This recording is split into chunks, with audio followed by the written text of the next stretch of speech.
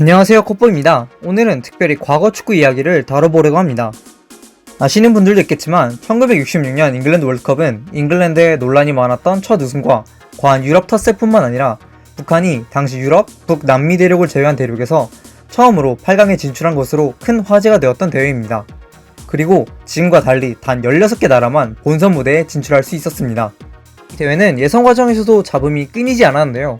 당시 FIFA가 아시아와 아프리카의 축구 수준이 너무 떨어진다고 판단하여 아시아 오세아니아 지역과 아프리카 지역의 대륙간 플레이오프를 통해 본선에 진출할 수 있는 단 한 장의 티켓을 배정하였습니다. 이에 대해 불만을 품은 아프리카 국가들은 예선에 참가할 계획이었던 17개국 중 15개국이 기권을 선언했으며 대부분의 아시아 국가들도 불참했습니다. 그렇게 해서 아시아 지역 예선에는 대한민국과 북한, 남아프리카 공화국과 호주 단 4팀만 참가하려고 했지만 대한민국은 예선 경기 개최지가 일본에서 캄보디아로 변경된 것에 대한 항의의 표시로 기권하였습니다.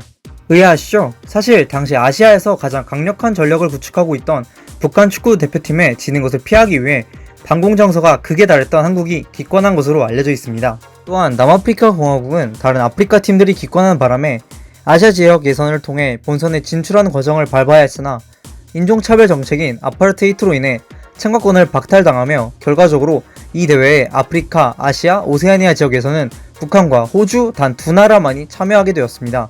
이 두 팀의 경기는 제3국인 캄보디아에서 홈앤어웨이 경기로 두 경기 모두 치러졌는데 6대1, 3대1이라는 압도적인 스코어 차이로 북한이 승리를 거두며 본선에 진출하게 되었습니다. 그렇게 올라간 본선 무대에서 북한은 소련, 이탈리아, 칠레와 함께 4조에 배정되었습니다. 다른 팀들에 대한 설명을 조금 하자면 소련은 당시 누구나 아는 골키퍼 레프 야신이 버티고 있는 우승 후보로 이 대회에서 결국 4위를 차지한 강팀이었고 칠레 역시 자국에서 열렸던 직전 월드컵에서 3위를 차지한 만큼 전력이 좋은 팀이었습니다. 이탈리아는 우리가 알고 있는 아주리 군단의 이미지와는 달리 이 당시에는 본선 1라운드에 그치는 즉 토너먼트에 번번이 진출하지 못하는 팀이었지만 그래도 북한보다는 객관적 전력이 우위에 있다는 평가를 받았습니다. 북한은 첫 경기에서 소련에 3대0으로 완패했고 2차전 칠레와의 경기에서는 전반 페널티 실점으로 패색이 짙다가 박승진이 후반 43분 극적인 동점골을 넣으며 1대1로 경기를 비겼습니다. 이탈리아와 펼친 대망의 3차전에서는 전반 막판 이탈리아의 주장 지아코모 불가렐리가 박승진에게 태클을 걸다 도리어 본인이 부상을 당했습니다. 이 대회까지 선수 교체 제도가 없어서 부상을 당해서 경기를 뛸 수 없게 되면 그 선수가 빠진 상태로 경기를 계속 치러야 했기 때문에 북한은 11대10으로 수적 우위를 누릴 수 있게 되었습니다. 결국 전반 42분에 공격수 박두익의 골과 후반전 이탈리아의 공세를 막아내며 힘겹게 1대0으로 승리를 거뒀고 북한은 소련에 이어 조 2위로 8강 진출에 성공하였습니다.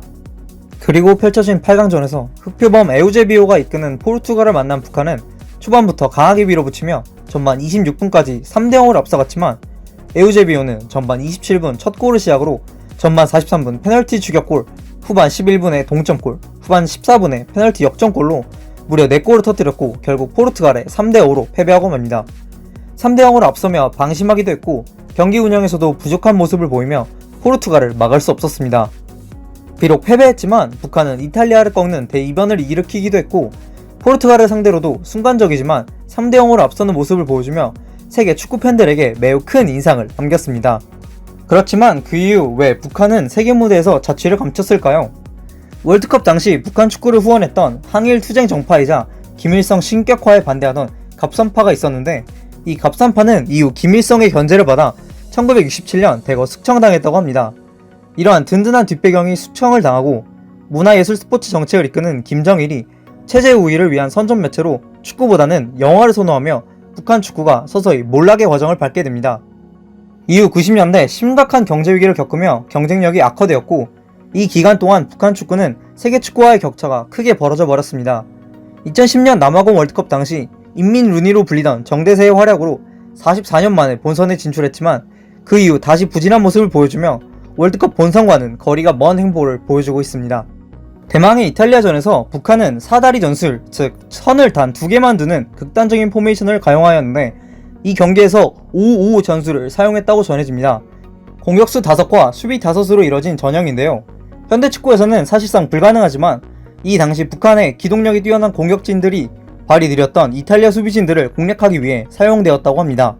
이전에는 위 사진처럼 제공권 열쇠를 보완하기 위해 동료 선수의 허리를 붙잡고 위로 점프하는 것이 사다리 전술이라고 알려졌었는데 이는 사실이 아닙니다. 또한 알려진 것과 다르게 이탈리아전에서만 이 전술을 사용했다고 합니다. 북한은 이탈리아전 이외의 경기에선 4-2-4 시스템을 사용했다고 하는데요. 북한이 앞선다고 평가받았던 스피드와 정신력 그리고 체력을 앞세워 투톱의 박두익을 위시한 상대 수비 뒷공간을 파고드는 전술을 활용했다고 합니다. 이번 영상은 여기까지입니다. 지금까지 시청해주셔서 정말 감사드립니다.